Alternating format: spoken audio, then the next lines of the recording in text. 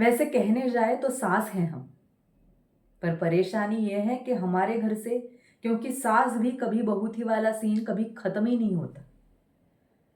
हमारी सास आज भी हमारी वैसी कक्षा लेती है जैसे 40 साल पहले लिया करती थी। इसलिए खुद को सास नहीं बहू ही समझते हैं। बस घूंघट लेने की कमी है। एक उनका लड़का था और एक हमारा।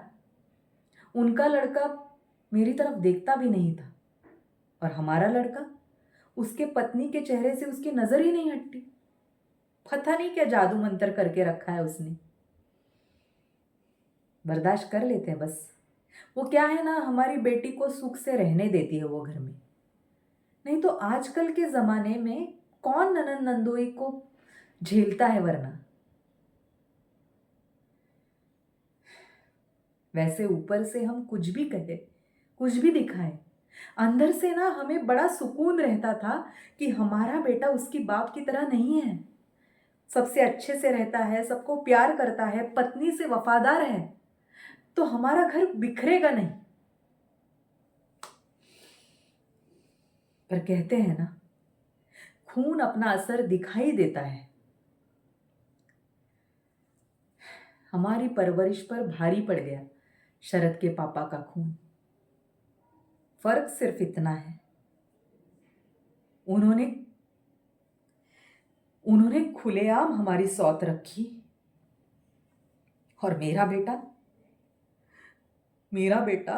मेरी बहू को झूठे प्यार के वादे कर कर उसकी आंखों में धूल झोंकता रहा।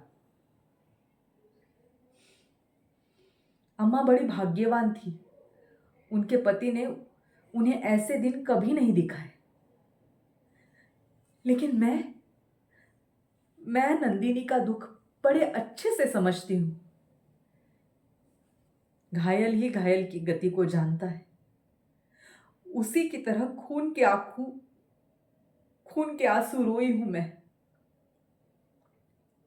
पर कभी चू नहीं कर पाई।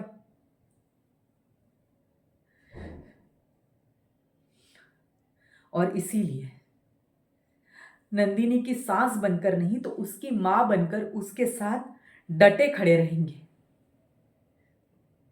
उसके आंसू भले रोक न पाए, लेकिन पहुंचूंगी जरूर। चाहे पूरी दुनिया उसके खिलाफ हो जाए, लेकिन उसकी सास को उसी की तरफ पाएगी वो। मैं अकेली थी, लेकिन मेरी बहू को अकेले नहीं होने दूंगी। और एक दूसरे के सहारे से हम दोनों मिलके ये सब कुछ एक दिन ठीक कर देंगे, ये विश्वास है मेरा।